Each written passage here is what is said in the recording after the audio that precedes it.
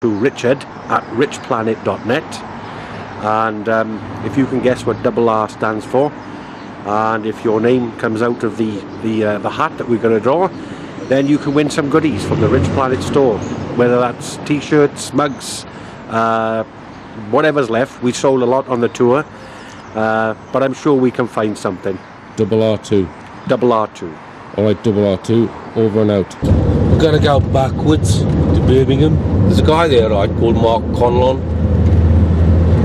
His work on the planes, 9/11, is brilliant. He's exposed all the shells of the 9/11 planes. We're at Birmingham with R2. Yes. I'm on the door. Here at Birmingham with Andy, who runs Truth Juice Birmingham. Just tell us what it's about, how often you meet and what kind of things you do. Truth Juice, really. It's been a group that's been meeting fortnightly and weekly and fortnightly over the last 5 or 6 years. Meet to discuss various topics and subjects, get people, speakers like yourself, Ian R. Crane, numerous speakers. Carl James, Andrew Johnson, Oh, yeah. Scott Tips. There's quite a list. Yeah. Quite a list. Over 5 or 6 years, we've probably had 200 or 300 So speakers. if people are completely pissed off with the shit they're being fed on mainstream TV, they should come here and find out some more truthful information. Truth's out there, I'm sure of it. As I said, it's changing by the day, so come along. So every fortnight on Tuesdays, yeah? Yeah. And it's at the E57 Social Club. 699 Alcester Road, South. I'm Andy's partner, so Right. we've been doing it for 6 years now. Right. I saw you had Scott Tips on as well. Has he been on? Yes, he was Right. on a couple of weeks ago. Right. So just tell us what he spoke about. He's from the National Health Federation, and he was speaking about Codex Alimentarius and various herbs and how they're not being allowed into the public, Yeah. being So restricted. the pharmaceutical industry and the World Health Organization, who Yeah, they don't allow natural remedies because No. they can't make money from it, Yeah. basically. can't be patented. I've done the 2016 edition of Science Fiction and the Hidden Global Agenda now. I've got 2 parts to that. So briefly summarise what's new in the new edition, Carl. There's a load of new stuff on Stanley Kubrick. As you're aware, there's a load of new stuff on Disney as well. So most people think Disney's just this benign organisation that just makes cartoons. Just convince us that there's more to it than that, Carl. And I mean, for 60, 70 years, it's been pretty much in the hands of the military and the intelligence establishment. Yeah. Disney has been in the hands of the military Yeah, for 60 yeah. years. So what's the purpose of that, and what's going on there? I don't know. I mean, it started with the Second World War and promotion for propaganda for war, and that all the films switched over to sort of war morale boosting films, and even the cartoons and that. And although there was no need for that after the war, they've continued sort of making films that promote the military, and recruitment. I mean, that's the one big that they call it, recruitment, but there must be more to it than that, because I mean, they're involved with the sort of Department of Energy as well and things like that, and DARPA, and so it's a lot of it's really cutting edge stuff that they're double contracted with the military as well as. So military is one of the main reasons why Disney is controlled by, let's say, dark forces. But you think other like environmental issues and energy issues perhaps as well? Yeah, I mean, I have had some contact with, well, I say a whistleblower, somebody who hasn't just confided in me confidentially about some stuff that she's been involved with Disney.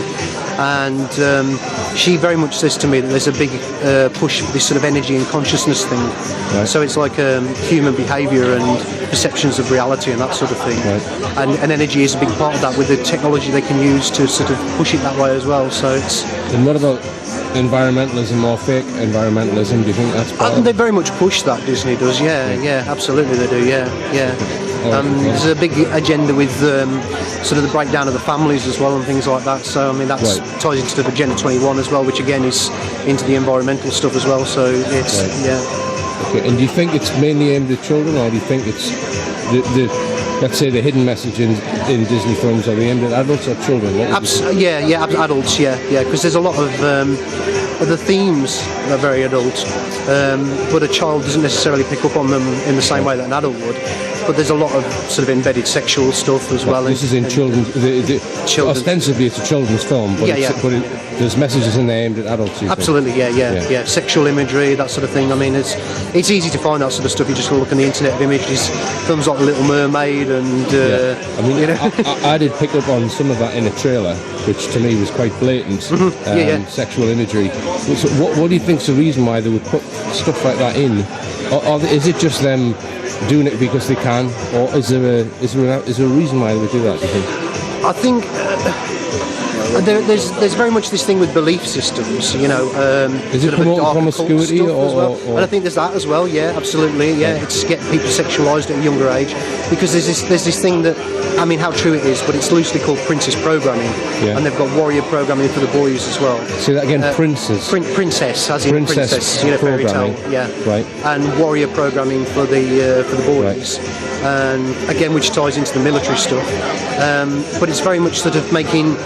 Sexualising girls at a very young age as well, getting them very much dependent upon materialistic things, money, and a man that can provide you with a certain type of lifestyle. So it's, I mean, that's part of the course with Disney stories anyway. So. Okay, all right, well, thanks, Carl, and enjoy the show. Yeah, thank you very much. Then I'd be going down Plymouth, I'd be going down there, and I've dropped R2 off, so he's not with me for this final one. I'm going to do it all by myself.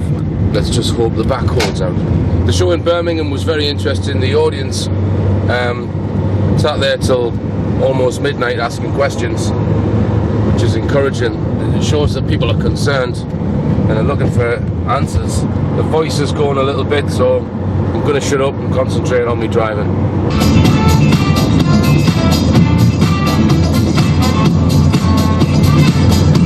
Right, I'm at the final venue now in Plymouth. A place called the Staddy. Just kind of a family pub. Evening. Good evening, Richard. Steve and John on the door. I think it shows just you. I'll just leave it there.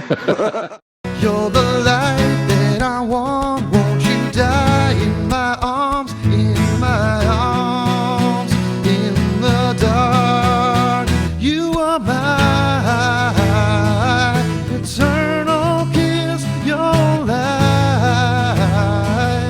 stains these lips. You're my eternal bliss. You are mine.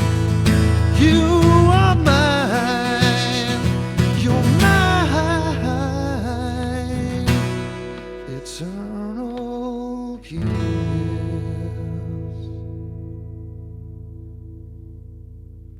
Is that a song about being dumped? It's a song about a vampire who falls in love with a woman, a female, like human woman. It's, you know, the whole Twilight thing was kicking off at the time. I thought I'll try and capitalise on that. It didn't work.